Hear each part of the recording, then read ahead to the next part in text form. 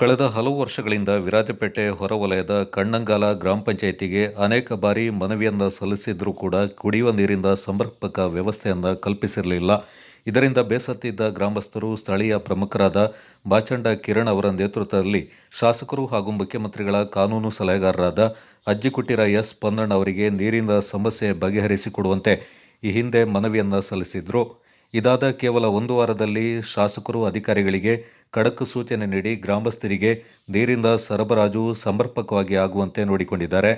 ಆದ್ದರಿಂದ ಕಿರಣ್ ಅವರ ನೇತೃತ್ವದಲ್ಲಿ ಗ್ರಾಮಸ್ಥರು ಶಾಸಕರನ್ನ ಅವರ ಗೃಹ ಕಚೇರಿಯಲ್ಲಿ ಭೇಟಿಯಾಗಿ ಅಭಿನಂದನೆಯನ್ನ ಸಲ್ಲಿಸಿದ್ರು.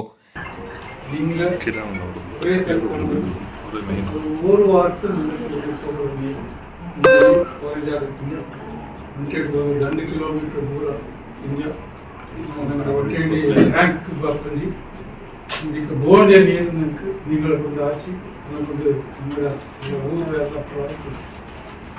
ಧನ್ಯವಾದ. ಇದೇ ಥರ ದೇವ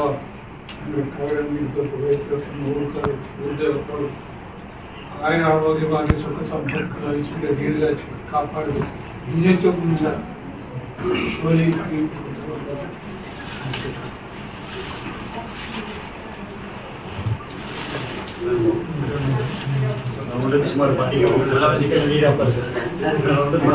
ನಾವು ಕಣ್ಣಂಗಾಲ ಗ್ರಾಮದಿಂದ ಬಂದಿದ್ದೀವಿ. ಕಣ್ಣಂಗಾಲ ಗ್ರಾಮದಲ್ಲಿ ಭಾಳಷ್ಟು ಕುಡಿಯೋ ನೀರಿಗೆ ಭಾರಿ ತೊಂದರೆ ಇತ್ತು. ಪಂಚಾಯತ್ ಬೋರ್ಡಿನವರಿಗೆ ಭಾಳಷ್ಟು ಸಾರಿ ಹೇಳಿದರೂ ಕೂಡ ಅವರು ನಮಗೆ ನಮ್ಮ ಮನವಿಗೆ ಸ್ಪಂದಿಸಲಿಲ್ಲ.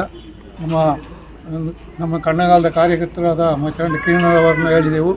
ಅವರು ಪೊನ್ನಣ್ಣನವ್ರನ್ನ ಕಂಡು ಈ ಒಂದು ಕುಡಿಯೋ ನೀರಿನ ವ್ಯವಸ್ಥೆ ಬರೀ ಒಂದು ವಾರದಲ್ಲಿ ನಮಗೆ ಈ ಒಂದು ಕುಡಿಯೋ ನೀರು ಮನೆ ಮನೆಗೆ ಬರುವಂಥ ಒಂದು ಕೆಲಸವನ್ನು ಪೊನ್ನಣ್ಣ ಸರ್ ಮಾಡಿದ್ದಾರೆ.